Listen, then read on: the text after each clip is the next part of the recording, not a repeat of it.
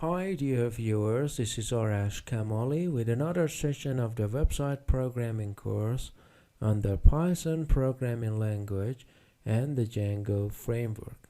A very warm welcome from me as always. In the previous session we had a form in the contact for the users to fill in, where the user would fill in the form, and in the admin we had a section called contact forms, and there the messages were listed for us. First we need to change the edit button to answer, okay, so that when we are done with the email we complete this part. When the site answers these comments, it will be emailed to the visitor and notify the user of his answer. We edit the form a little. It is our contact form, and here first I need to remove these two links because they are not or shouldn't be on this section. They don't belong to this section. They are unnecessary. Okay, here I need to remove the part. Here is the picture of a pencil. I remove the logo and instead I call it answer. Okay, and here is for the answering section. This answer is copied in the title of tooltip. There it needs to have the answer, and these are the delete. Now we fixed this part. Now we are going to write the function of deleting the messages, which we already promised you we would. The first thing to do is in the contact form write a new function. For instance, contact, that's right, that's the name of our function, underline del for delete request, that's right, and then return redirect to where contact, that's right, underline show. The deleting will happen and then goes back to the message list. That's where it returns. Now, as always, I set this for the admin function to make sure the login has happened, and here my request needs to receive the PK of the deleted message.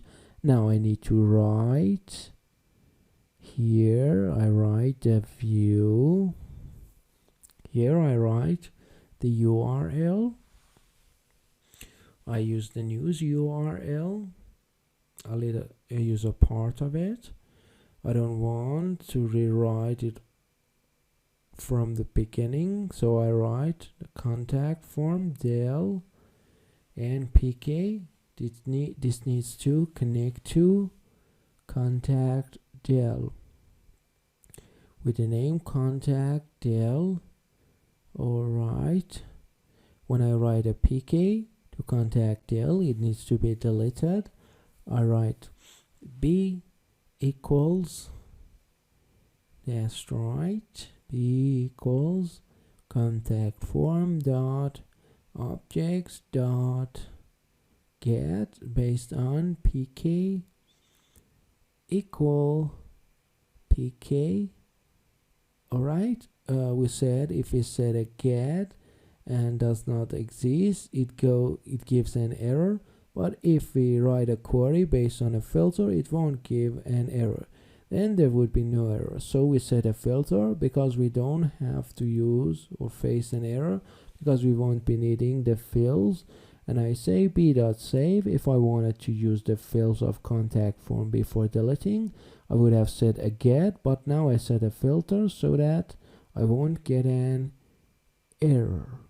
Alright, now what do? We need to set the delete button in the HTML page. For the delete button, we need to define a URL. Right here we say URL. To where should it be sent? To contact underline del. This function, but it wants a PK from us. PK, the name of my query, cc.pk.